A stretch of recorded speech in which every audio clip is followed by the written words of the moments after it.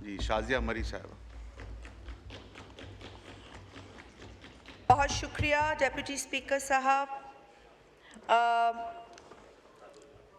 Sir, मैं आज मुझे एक बार फिर ये मौका मिला है कि मैं वफाकी बजट पर तकरीर करूं।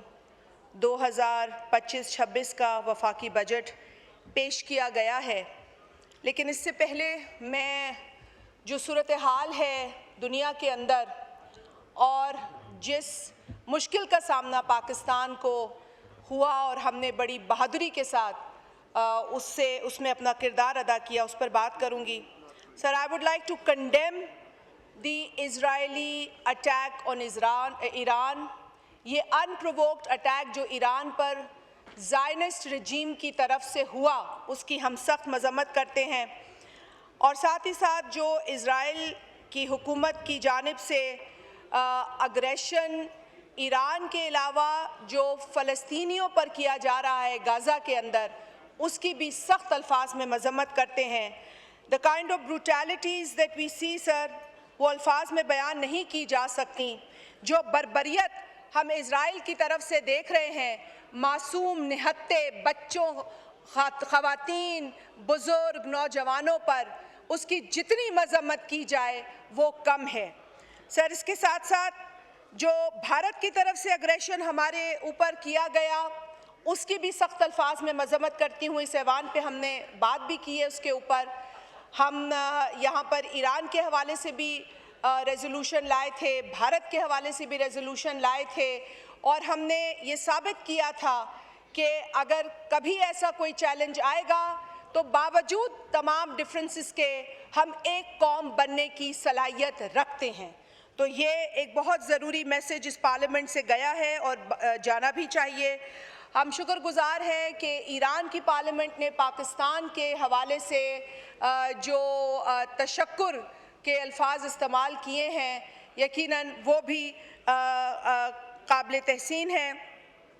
सर, इसके साथ साथ ये बात भी कहना ज़रूरी है कि अगर भारत ये समझता है कि वो एक बुली का रोल अदा करता रहेगा खित्ते में, एक रोक स्टेट का रोल अदा करता रहेगा खित्ते में, और इसी गुमान में वो कभी पाकिस्तान की तरफ रुख करते हुए वो अग्रेशन दिखाएगा, तो उसको ये याद होना चाहिए और रखना चाहिए कि पाकिस्तान के पास वो कैपेबिलिटी है जिससे कि वो ये साबित करे कि हम अपने डिफेंस में किसी से कम नहीं। I would like to appreciate the role of our armed forces, the capabilities, the kind of professionalism जो हमारी आर्म्ड फोर्सेस ने दिखाया है, वो भी काबिल तहसीन है। Sir, here I would also like to appreciate जो प्राइम मिनिस्टर साहब का फैसला था कि एक डेलीगेशन जो इंडो पाक कॉन्फ्लिक्ट हुआ है उसके बाद दुनिया में भेजा जाए, ताकि पाकिस्तान जो अमन चाहता है, बावजूद इसके कि हम न्यूक्लियर स्टेट हैं, but we are a very responsible nuclear state, we don't want aggression, we don't want war, we want peace. और ये मैसेज ऑफ पीस लेकर पाकिस्तान से एक डेलीगेशन गया जिसकी सरबराही जनाब बिलावल भुट्टो जरदारी साहब ने की, और मैं समझती हूँ, मैं तो उनकी जमात से ताल्लुक़ रखती हूँ, तो मेरे लिए तो वो मेरे चेयरमैन हैं और मेरा उनकी सलाहियत पर, उनकी लीडरशिप पर मुकम्मल एतमाद है। लेकिन मेरे उस कायद ने, उस लीडर ने जिस तरीके से पाकिस्तान का मुकदमा आलमी फोरम पर रखा, यूनाइटेड नेशंस के सामने पेश किया, वो काबिल तहसीन है, और उसकी मैं जितनी तारीफ़ करूं वो कम है, कतई नज़र इसके कि आप किसी भी पार्टी को बिलोंग करते हैं। बिलावल साहब ने कहीं पर ये नहीं कहा कि मैं पाकिस्तान पीपल्स पार्टी की बात कर रहा हूं, उन्होंने हर जगह ये कहा कि मैं पाकिस्तान की बात कर रहा हूं, पाकिस्तान का मुकदमा लड़ रहा हूं। तो हमें अपने उस नौजवान लीडर की तारीफ़ करनी चाहिए। अगर आज पाकिस्तान का जिक्र होता है दुनिया में कहीं भी, तो मैं और आप भी ये दिल पे हाथ रख के कह सकते हैं कि आपको ये पूछा जाता है कि आप उस मुल्क से हैं जहां से शहीद जुल्फ़िकार अली भुट्टो थे, आप उस मुल्क से हैं जहां से शहीद मोहतरमा बेनज़ीर भुट्टो थी, तो आप क्या कहते हैं? नहीं, हम उस मुल्क से नहीं है, आप फ़ख्र से कहते हैं हम उस मुल्क से थे। तो यहाँ पर भी आपको इस बात की तायीद करनी चाहिए कि अगर आज जनाब बिलावल भुट्टो जरदारी साहब ने नेशनल स्पिरिट में पाकिस्तान के लिए वहां जाकर अब मुकदमा लड़ा है और उस मुकदमे को कामयाबी से लड़ा है, तो इसमें हम सब की कामयाबी है। इस कामयाबी को आप सिर्फ एक जमात तक महदूद ना कीजिए, ये करेंगे तो अपना और इस मुल्क का नुकसान करेंगे। So I would like to appreciate the role of Bilawal Bhutto Zardari साहब एंड हिज टीम कि जिस तरीके से उन्होंने डिप्लोमेटिकली मैसेज दिया है अमन का पूरी दुनिया को, और मैं समझती हूँ कि एक अरसे के बाद दुनिया हमें उस सीरियसनेस से देख रही है जो हम डिज़र्व करते हैं। हम डिज़र्व तो करते थे क्योंकि एक दिहाई से हम टेररिज्म के खिलाफ लड़ रहे हैं, 90,000 लोग हमारे शहीद हुए हैं, पे दर पे हमले हमारे बच्चों पे हो रहे हैं, मसाजिद पे हो रहे हैं, स्कूल्स पे हो रहे हैं, बाज़ारों में हो रहे हैं। तो विक्टिम्स तो हम हैं, लेकिन अपना केस जिस तरीके से पेश करना चाहिए वो भी एक सलाहियत है, और आपको मानना पड़ेगा कि ये सलाहियत वाक़ईतन बिलावल साहब में है। उन्होंने हमारा सर फ़ख्र से बुलंद किया है, और जब भी ज़रूरत पड़ेगी, आज नहीं, जब भी ज़रूरत पड़ेगी, आप देखेंगे कि बिलावल भुट्टो जरदारी पाकिस्तान के लिए फोर फ्रंट पे खड़े रहेंगे। ये हम आपसे वादा करते हैं। इसके साथ उनकी काबिलियत और सलाहियत सबने देखी, यूनाइटेड नेशंस हो, OIC के साथ भी उन्होंने बात की, OIC के फ्रंट पे भी उन्होंने गाज़ा में होने वाली तमाम ब्रुटैलिटीज़ को कंडेम किया, यूनिटी का मैसेज दिया, और फिर जो भारत अग्रेशन कर रहा है, दिखा रहा है अपने मुल्क के अंदर जो माइनॉरिटीज़ के साथ कर रहा है, और फिर जो मकबूजा जम्मू और कश्मीर के अंदर जो बर्बरियत कर रहा है, उसको भी बेनकाब किया उस फोरम पर।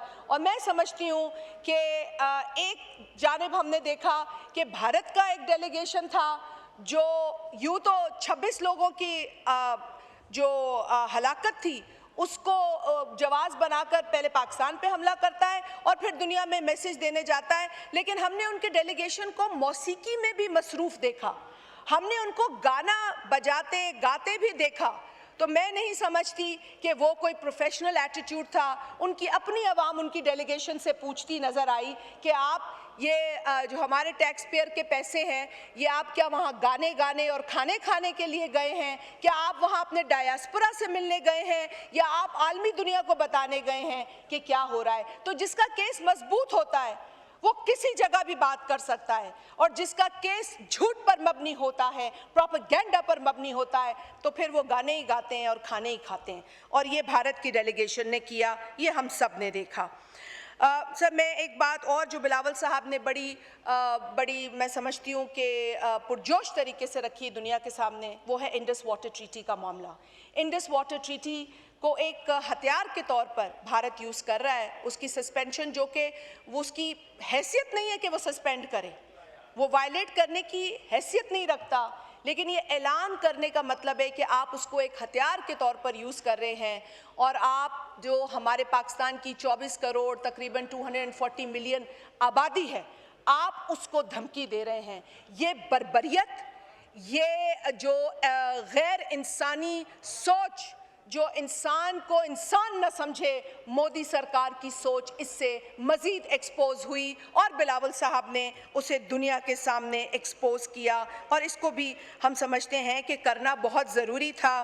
Sir, Pakistan welcomed cease fire, but Pakistan to date desires के सीज़ फायर सस्टेन हो, अमन हो, और बिलावल साहब का ये खूबसूरत मैसेज कि ना यहाँ का नौजवान जंग की तरफ जाए, ना वहाँ का नौजवान जंग की तरफ जाए।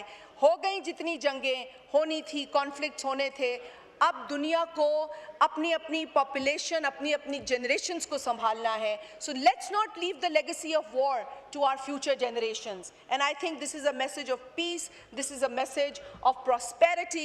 अब ये देखना है भारत को और दुनिया को, जिससे हम कोऑपरेशन मांग रहे हैं, कि आप देखें इस रोग स्टेट का काला चेहरा, देखें कि किस तरीके से ये रोग स्टेट एक अरसे से पाकिस्तान पर तोहमतें लगाते हुए अपने मुल्क के अंदर एक्सट्रीमिज्म फैला रही है, अपने मुल्क के अंदर माइनॉरिटीज़ की स्पेस को तंग कर रही है। वहाँ मुसलमान होना गुनाह हो गया है, वहाँ दलित होना गुनाह हो गया है, वहाँ मसीही होना गुनाह हो गया है, क्योंकि वो हिंदुत्व की आइडियोलॉजी पर चल पड़े हैं, और वो चाहते हैं कि कोई ना रहे भारत में, रहे तो सिर्फ वो रहे जो एक एक्सट्रीमिस्ट है। मेरे साथ भी यहाँ एक हिंदू मजहब से ताल्लुक़ रखने वाला नुमाइंदा बैठा है, प्रोग्रेसिव सोच वाला नुमाइंदा बैठा है। तो मजहब का मसला नहीं है, मसला है एक्सट्रीमिज्म का, और ये है मोदी की सोच, एक्सट्रीमिस्ट सोच, जो कि काली सोच है। जो कोई भी मजहब का पैरोकार बनने की कोशिश करे वो एक्सट्रीमिज्म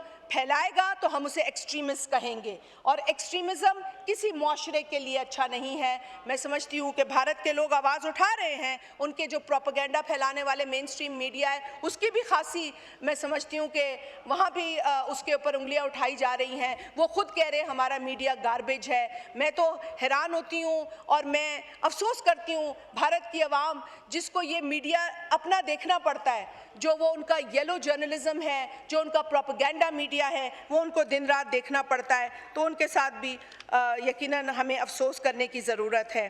सर, अब बजट के ऊपर ज़रूर बात करूँगी क्योंकि पाकिस्तान पीपल्स पार्टी का ये यकीन है और हमारा ये मानना है कि बजट ज़रूर एक एक्सरसाइज होती है कि आप अपने आपकी जो रेवेन्यूज़ हैं उसको इकट्ठा करते हैं, आप फिर आगे आइंदा आने वाली जो आपकी प्रायोरिटीज़ हैं वहाँ आप एक तखमीना लगाते हैं कि किस तरह ख़र्च होगा, कितना एलोकेट करना है।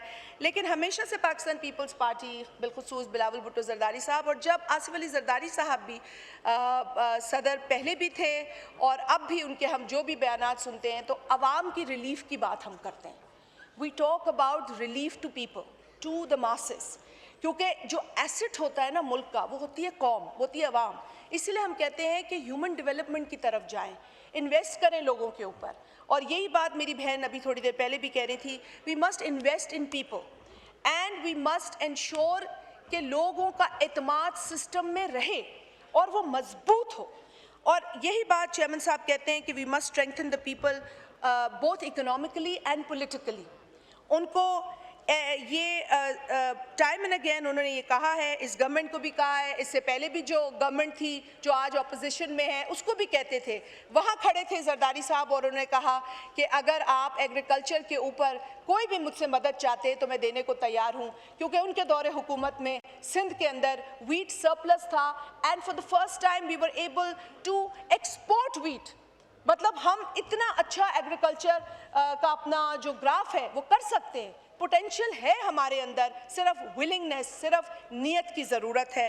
तो ये चीज़ें हमारी तरफ से हमेशा स्मॉल फार्मर्स हो, मज़दूर हो, मज़दूर को फाइनेंशियल सिक्योरिटी देने की बात हो, हमारी लीडरशिप ये करती रही है। और बजट के अंदर जब मैं बजट को देखती हूँ तो जिस तरह की एलिगेशंस डिफरेंट सेक्टर्स में रखी गई हैं उससे ये समझ नहीं आती कि क्या आपको ये नहीं समझ आती कि पहले पाकिस्तान की आवाम को मजबूत करना है और फिर इनसे आपने वो टैक्स लेने हैं जिसके आप ख्वाहिशमंद हैं। आप एक पहले ही कुचली हुई आवाम जो पहले ही महंगाई को फेस कर रही है, और हद तो ये है कि इस हुकूमत ने इस बजट के अंदर मिनिमम वेज भी अनाउंस नहीं की है। आप मिनिमम वेज अनाउंस नहीं करते हैं, ये पीनट्स के बराबर परसेंटेजेस बढ़ा देते हैं तनख्वाहों के अंदर कि जाओ ले लो तुम 8%, जाओ ले लो तुम 10%। भाई आप एहसान नहीं कर रहे हैं लोगों के ऊपर। लोग आप इस सिस्टम का हिस्सा है, आप लोगों को इस सिस्टम का हिस्सा रहने दें। आप जब इस तरीके से करते हैं तो फिर वो मुलाजमीन बाहर आ जाते हैं, फिर वो मुलाजमीन जब अपनी जायज़ डिमांड्स लेके बाहर आते हैं तो फिर आप सारे रास्ते ब्लॉक कर देते हैं। MNAs को भी यहाँ आने में दुश्वारी होती है क्योंकि आपको मुलाजमीन को फेस नहीं करना होता। आप पहले ही उनकी तकलीफ का एहसास करें, अंदाज़ा करें। क्यों पाकिस्तान पीपल्स पार्टी ने अपने दौरे हुकूमत में डिप्टी स्पीकर साहब, चूँकि जिसके आप भी गवाह हैं कि पूरी दुनिया में एक इकोनॉमिक जो है रिसेशन था, एक ग्लोबल चैलेंज था, लेकिन उस वक्त भी पीपल्स पार्टी की हुकूमत ने 135% से लेकर 150% इजाफा किया था तनख्वाहों में। ये सब मुलाजमीन को पता है। अगर वो इजाफा पीपल्स पार्टी ना करती तो आज ये 10% की रेवड़ियां जो आप बांट रहे हैं ना मुलाजमीन में, वो काफ़ी ना होती। आप ये सोचें, अगर वो इजाफा ना होता तो मैं इसलिए नहीं कह रही कि मैं पीपल्स पार्टी से हूँ। भाई एक हुकूमत ने अच्छा काम किया है, वैसा काम नहीं कर सकते, कम से कम थोड़ा तो ऐसा काम करके दिखाओ कि मुलाजमीन आपको याद रखें, क्योंकि आज भी वो पीपल्स पार्टी को याद करते हैं। आज भी दुआ करते हैं कि पीपल्स पार्टी जैसे ही लोग हों जो हमें इंसान समझे, हमारी तकलीफ़ को समझे और महंगाई की हकीकत को समझे। सर ये इजाफा नहीं देखा, मैंने कहा मिनिमम वेज का भी ये हाल है। सर फाइनेंस मिनिस्टर साहब ने जो तकरीर की, मुझे हैरत हुई कि वो इत्तेहादियों की बात तो कर रहे थे, लेकिन सिवाय बिलावल भुट्टो जरदारी साहब के उन्होंने जो बाकी नाम लिए वो सब कैबिनेट का हिस्सा हैं। तो बिलावल भुट्टो जरदारी साहब का जिक्र जब आप करें तो कैबिनेट के मेंबर्स के साथ ना करें, क्योंकि वो काबीना में नहीं है। ना हमने आपका बजट देखा, ना हम उस कैबिनेट में था जो अप्रूव हुआ, ना आपकी पॉलिसीज़ में आपके साथ हम बैठे। लेकिन हैरत इस बात पर हुई कि यहाँ 2 बजट पेश हो गए। मेरे भाई ने कल जिक्र भी किया और मैं भी ये जिक्र करना चाहती थी कि यहाँ 2 बजट पेश हो गए। जो लोग कैबिनेट में बैठे वो भी बजट का एक दस्तावेज लेके हमें देने लगे। अब मुझे समझ में नहीं आती, वो बैठा है हमारा पार्लिमानी सेक्रेटरी जवाब देते हैं हमेशा, वो भी हंस रहे हैं कि 2-2 बजट कैसे हो सकते हैं। या तो हम माने कि जो हमें फाइनेंस मिनिस्टर ने बजट दिया है या फिर हमें जो दीगर कैबिनेट के मेंबर्स ने बजट दिया है, मतलब हुकूमत खुद डिवाइडेड है इस बजट के ऊपर। So we really don't understand. हम ओन करें या ना करें ये तो दूसरी कहानी है। और वो अपोजिशन की तनकीद तो मैं बाद में उनको जवाब दूंगी कि भाई supporting the government does not mean that we are part of the budget, but yes हम इंतशार नहीं फैलाएंगे, हम बिला वजह जो है वो मुल्क के अंदर अफरा तफरी नहीं मचाएंगे। क्योंकि आपने देख लिया ना कि इत्तेहाद से ही कामयाबी हासिल हुई है, इसी इत्तेहाद को बरकरार रखने की ज़रूरत है। लाइए तजावीज़ पेश कीजिए, इनको दिखाइए आपने कौन सी तजावीज़ पेश की हैं अब तक। कल भी मैंने सुना है कि यहाँ पर एक फजूल तकरीर हुई है। मैं तो फजूल कहूँगी ऐसी तकारीर को। अगर माहौल आपने बजट के ऊपर फोकस रखना है और पाकिस्तान के अंदर होने वाली जो मसाइल हैं उन पर डिस्कस करना है, सो बिस्मिल्लाह आप करें इस हुकूमत पे तनकीद। लेकिन आप फिर जब आप जिस तरीके की ज़बान इस्तेमाल करेंगे, आप ये ना समझें कि हम वो ज़बान इस्तेमाल नहीं कर सकते। हम सिर्फ अपनी सियासी शऊर का मुजाहरा करते हैं। ये हमारा सियासी शऊर है। हमारे चेयरमैन ने कभी हमें नहीं कहा कि गाली दो तो थप्पी मिलेगी। हमारे चेयरमैन ने कभी ये नहीं कहा बड़ी गाली दो तो बड़ी थप्पी मिलेगी, ये कभी नहीं कहा। बल्कि हमारे चेयरमैन ने फॉर द रिकॉर्ड जब कभी ऐसा मसला हुआ जहाँ हमारे किसी मेंबर ने ऐसी बात की जो अच्छी नहीं थी, जो इखलाकी तौर पे मुनासिब नहीं थी, उन्हें बाकायदा कॉल आती है कि इस तरह बिहेव ना करो। सो ये होता है सियासी शऊर, ये होता है विजन, ये होती है आइडियोलॉजी। जिनके पास ये विजन नहीं है, आइडियोलॉजी नहीं है, वो कल्ट के पीछे चलते हैं। और कल्ट में गालम गलोच जो है वो एक फैशन है। और ये पहले भी कल्ट थे। वो एक शख्स अब लंदन में बैठा है जो कल्ट यहाँ पे चलाया करता था और इंतशार फैलाता था पाकिस्तान के अंदर। सो ये कल्ट हमें ना बताया करे कि क्या करना है और क्या होना चाहिए पाकिस्तान के अंदर। सर बात यह है कि पीपल्स पार्टी मैं एक बात ऑन रिकॉर्ड रखना चाहती हूँ कि इस बजट के अंदर जो 18% सोलर पैनल्स के ऊपर टैक्स रखा गया है, पीपल्स पार्टी उसे सपोर्ट नहीं करेगी, and this is very clear.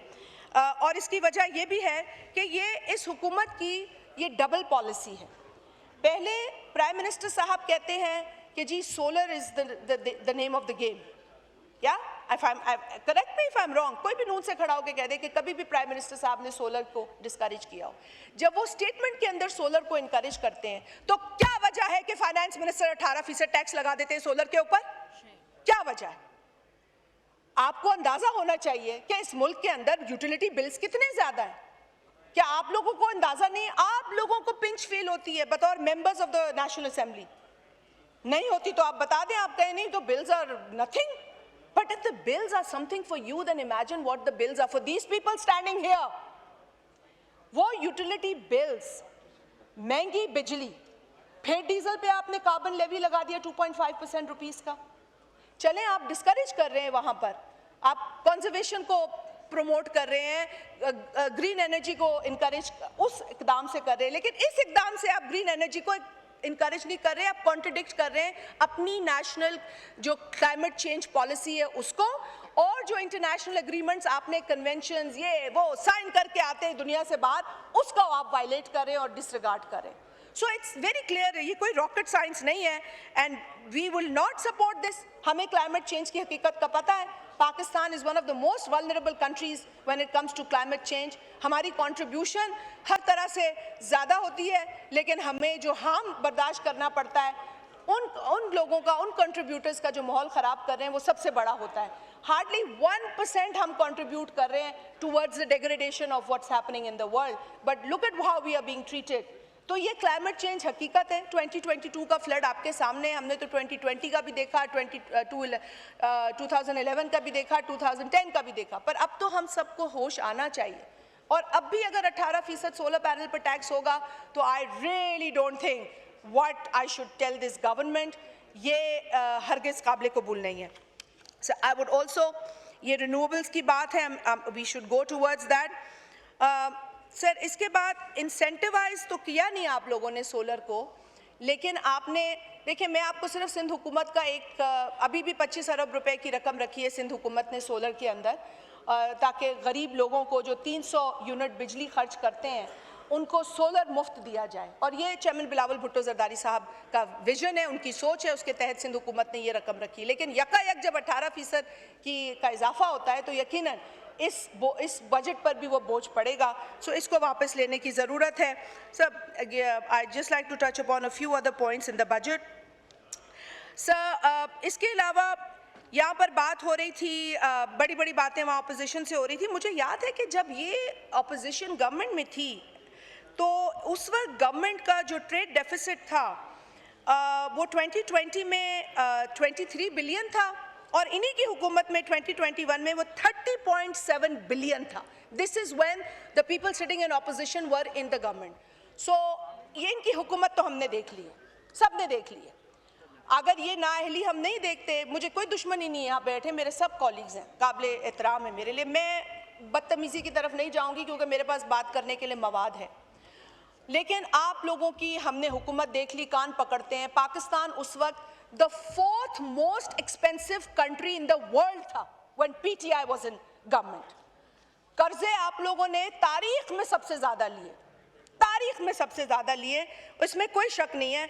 और सिर्फ मैं इस पे ये ज़रूर कहूँगी कि कुछ लोग जो कल तख्त पे बैठे हुए थे अब गलियों में हुकूमत का जनाजा लिए फिरते हैं। कुछ लोग जो कल तख्त पे बैठे हुए थे अब गलियों में हुकूमत का जनाजा लिए फिरते हैं। अपने ओहदे के अंधेरों का हिसाब देने के बजाय, अपने ओहदे के अंधेरों का हिसाब देने के बजाय ये नए चिरागों को बुझाने की दुआ करते हैं और ये रोल पीटीआई अदा कर रही है। I sir no, I am complete. शेर हो गया ना, आखिरी शेर होता है जी। माइक खोले, वाइंड अप करें sir, please don't undermine the parliament. मैं शेर उनके लिए पढ़ रही थी, अगर आप मेरी तकरीर सुन लेते। सर मैं इसके अलावा जो ई कॉमर्स के साथ ज़्यादती हो रही है, ई कॉमर्स को प्रमोट करने के बजाय, फैसिलिटेट करने के बजाय, और तारिक फजल चौधरी साहब please take notes because no one is sitting here, these front benches are empty. Where is the finance team who is taking the notes? ये तो गवर्नमेंट ऐसी है जिसको डिफेंड करने वाले भी मुंह छुपा रहे हैं। खुदा के लिए ये नोटिंग आप, ठीक है, मैं अगर आप चेयर को एड्रेस करें। अच्छा सर, आज उनको फाइनेंस का बना दिए पार्लियामानी no cross talk please. Sir इसके अलावा मैं e commerce should be promoted, facilitated, लेकिन इस बजट में उसे डिस्करेज किया जा रहा है, उसको ओवरली टैक्स किया जा रहा है, डिसप्रोपोर्शनेटली टैक्स किया जा रहा है और डिस्करेज किया जा रहा है। सर ये फ्लैट रेट 18% जो सेल्स टैक्स हाइब्रिड और डीजल गाड़ियों पे लगाया गया है, सर इससे और तो कोई नहीं है, लेकिन जो छोटी गाड़ियां हैं 850 सीसी वाली, उन पर भी बोझ पड़ेगा। तो या तो इसको कोई रैशनलाइज करें कि कम से कम, सुनिए खेलदा साहब आप फ़ोन पे बात करें, इसको रैशनलाइज करें। छोटी गाड़ियां लेने वालों के ऊपर भी 18% की फ्लैट ड्यूटी लगी है, इसको रैशनलाइज करें। सर इसके अलावा जो with holding tax on digital, अब मसला हो गया है कि भाई डिजिटल ऑनलाइन मंगा रहे थे लोग, पता चल गया हुकूमत को, इस पर भी टैक्स लगा दो। अरे भाई अपनी कन्वेंशनल बिजनेसेस को बेहतर करो, क्या ज़रूरत है लोगों को और तंग करने की? एक तो विंडो मिली है जहाँ से वो खुशी से कुछ चीज़ देख के मंगा लेते हैं, आप उन वेंडर्स के भी पीछे जाके पड़े हैं। And I think this is just not the way. You should not penalise the consumers, you should instead incentivize the local vendors। ये आपको करना चाहिए। प्लीज लिख लीजिए खेलदार साहब, इसी लाइन को लिख लीजिए। सर इसके अलावा जो 2.5 कार्बन लेवी लगाई है, ठीक है, अंडरस्टैंड कि एनर्जी को कंजर्व करे, ग्रीन एनर्जी है, लेकिन सर जो इससे मसला होगा ना वो गरीब आवाम का होगा। हमारे जो बसेस हैं या पब्लिक ट्रांसपोर्ट है वो महंगी हो जाएगी। तो अगर हुकूमत साथ ही साथ कोई उनको रिलीफ दे दे, कोई इस तरह की सब्सिडी उनके लिए दे दे, तो आई थिंक दैट। अच्छा सर मैं अब शुक्रिया बस प्लीज, बहुत हो गया, इतना किसी को आखिरी चीज बोले, आखिरी चीज, आखिरी। एग्रीकल्चर पे बात कर रही हैं, एग्रीकल्चर पे बात कर रही हैं। 2 मिनट और सर, 2 मिनट और। Very quickly I am going to talk about agriculture. Sir इधर भी कहा गया है, एंड सर ये जो कहा जाता है ना तकरीरों में, ये बराए नाम कहा जाता है, ये सिर्फ ड्रामा। ये तक जब पहले होता था कि क्या कहते थे, नंबर्स का गोरख धंधा है, अब मुझे लगता है अल्फाज का भी गोरख धंधा है। तो बड़ा ब्यूटिफुली हमें ये प्रायोरिटी। आई वॉन्ट टू से टू मच, मैं अनपार्लियामेंट्री जबान यूज़ नहीं करना चाहती। प्रायोरिटी 400 अरब रुपए की आपने जो रोड रखी है मोटरवे, उसमें 15 अरब ये ऊंट के मुंह में जीरे के बराबर आपने रकम रखी है। So that is also condemnable. Sir Sindh का एक इशू है जो PWD की स्कीम्स है, मैं उसको ज़रा सा उठा लेती हूँ। सर PWD की स्कीम्स है जो कि ट्रांसफर, PWD आपको पता है कि प्राइम मिनिस्टर साहब ने डिसॉल्व कर दिया, बड़ा करप्ट इदारा था वो, शुरू तो PTI की हुकूमत में हुआ था सारा काम, चले उसको डिसॉल्व कर दिया। लेकिन क्या वजह है कि PWD की जो स्कीम्स है वो जब ट्रांसफ़र होती हैं तो 3 सूबों को, पंजाब, पख्तूनख्वा और बलूचिस्तान को आप ट्रांसफ़र कर देते हैं कि चले अब आप ये स्कीम्स करें। लेकिन क्या वजह है? Page 45 of this PSDP, please Tariq Fazal Chaudhary साहब, if you are taking these notes, this is very important. क्या वजह है कि PWD की वो स्कीम्स जो PWD की डिसोल्यूशन के बाद सूबों को गई हैं, वो सिंध को क्यों नहीं गई? आपने सिंध को कॉलोनी समझा है अपनी? आपका जब दिल करता है आप सिंध के साथ ज्यादती करते। We are not your colony. We are, ये पढ़े प्रीएम्बल, आप ये पढ़ें, इसको पढ़ें कि टेरिटरीज क्या है, फेडरल टेरिटरी क्या है और प्रोविंशियल टेरिटरी क्या है। ये आइन है ना, इसको पढ़ लें, इसमें सिंध को पढ़ लें, वो इस सूबा, और आप इसको देख लें पेज 46 को कि आपने जो PWD की स्कीम्स दी हैं सिंध को, वो आपने हाउसिंग एंड वर्क्स डिवीजन, कब से एक सूबे का काम जो है वो वफाकी मिनिस्ट्री करने लगी है? कब से? खेलदा साहब आप तो सिंध से हैं, कोई सिंध के बेटे होने का हक अदा करें। आप भी खड़े होकर इसको आज कंडेम करें तो मैं मानूं कि आप सिंध के बेटे हैं। Sir this is actually, it is sad. Sir जो बात है सर, ये नाइंसाफी है सिंध के साथ। The chief minister had written, and I want to quickly read these 2 lines. उन्होंने ये लिखा था कि as done for the other 3 provinces, ये उनका लेटर है, आई एम रीडिंग 5 जून का। As done for the other 3 provinces, the schemes relating to the province of Sindh in the Housing and Works Division shall be transferred along with the respective allocations to provinces and special areas and will be executed by the government of Sindh. This is the letter. So, बात ये है कि अगर आप लोग इस तरह का प्लीज आप सब, मुझे इंटरप्ट ना किया जाए, मैंने किसी को इंटरप्ट नहीं किया है। कराची किसी के बाप की जागीर नहीं है, वो सिंध का है, वो सिंध का शहर है, वो किसी की जागीर नहीं है।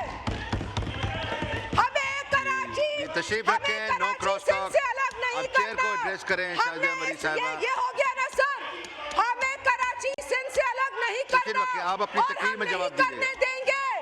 कराची सिंध का है और सिंध का रहेगा, और हम ये नहीं होने देंगे। अगर आप चाहते हैं कि इस मुल्क में माहौल सही रहे तो एक सूबे को इस तरह हर्ट ना करें, हमें हर्ट। शुक्रिया। कराची किसी के बाप का नहीं है, वो सिंध का है और वो सिंध का रहेगा इंशाअल्लाह ताला। क्या हो गया?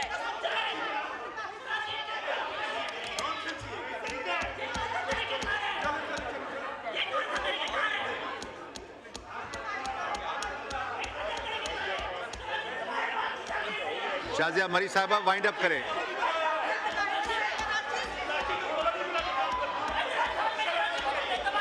Deputy Speaker साहब, I would like your attention. Deputy Speaker साहब, बात ये है सर, मैंने किसी का नाम तो नहीं लिया, मैंने तो सिर्फ ये कहा कि जब आप लाहौर, फैसलाबाद, सियालकोट और गुजरांवाला को पंजाब से अलग नहीं करते तो आप कराची, मीरपुर खास, हैदराबाद को सिंध से अलग क्यों कर रहे हैं? ये हमारे शहर है, ये हमारा सूबा है, सूबों के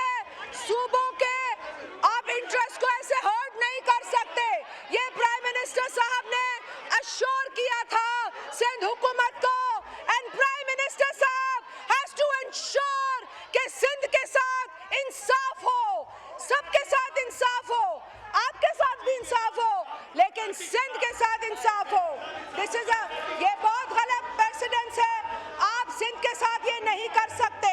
You can't do this to Sindh. Sir इसके अलावा सर मैं इसके अलावा K4 के ऊपर बात करूंगी. K4 के ऊपर वफाकी हुकूमत has been very irresponsible.